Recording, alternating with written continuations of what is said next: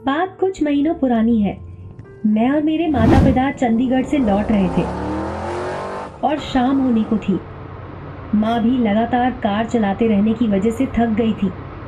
तभी मेरे पापा ने एक होटल देखा और हम लोगों ने रात वहीं गुजारने की सोची। माँ ने कार पार्क की और हम लोग एक साथ होटल के रिसेप्शन पे पहुंचे।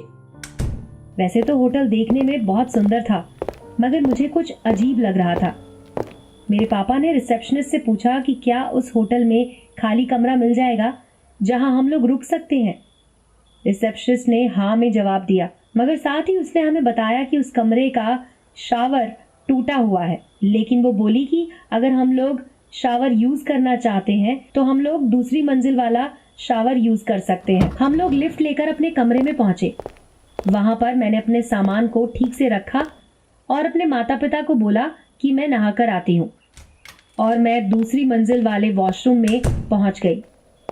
जैसे ही मैं वॉशरूम में पहुंची, मुझे वो साधारण वॉशरूम से काफी अलग लगा। पहले तो वहां पर लड़के और लड़कियों के वॉशरूम आसपास में ही थे और उन वॉशरूम में पर्दों की जगह पर शीशे के दरवाजे थे।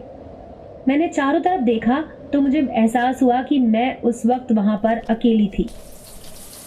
मैंने सोचा कि अगर मैं जल्दी से नहाकर यहाँ से निकल जाऊं तो कोई मुझे नहीं देख पाएगा। मैंने जैसे ही शावर चालू करके नहाना शुरू किया तो अंदर गर्म पानी की वजह से सारे शीशों पर धुंधली सी परत जम गई और मुझे बाहर का कुछ भी दिखाई नहीं दे रहा था। तभी मुझे दरवाजा खुलने की आवाज सुनाई दी। मैंने सोचा कि इस वक्त यहाँ कौन हो सकता है।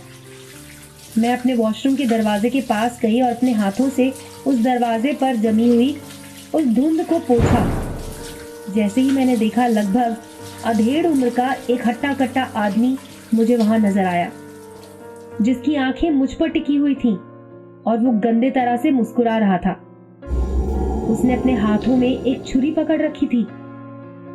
मैं बहुत जोर से चिल्लाई और शीशे वाले दरवाजे को मैंने खोल दिया, जिससे कि वो आदमी टकराकर तुरंत ही जमीन पर गिर गया। मैं वहां से भागी और भागकर सीधे अपने कमरे में आ गई। ये सारा वाकया मैंने अपने माँ और पापा को बताया।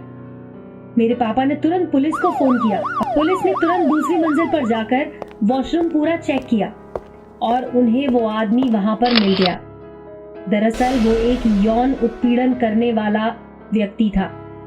उसने पहले भी ऐसे गंदे काम किए थे। पुलिस उसको पकड़कर वहां से ले गई। उसके बाद उसके साथ क्या हुआ मुझे नहीं पता, लेकिन ये कहानी आज भी मेरे रोंगटे खड़े कर देती है और मुझे डर लगने लगता है।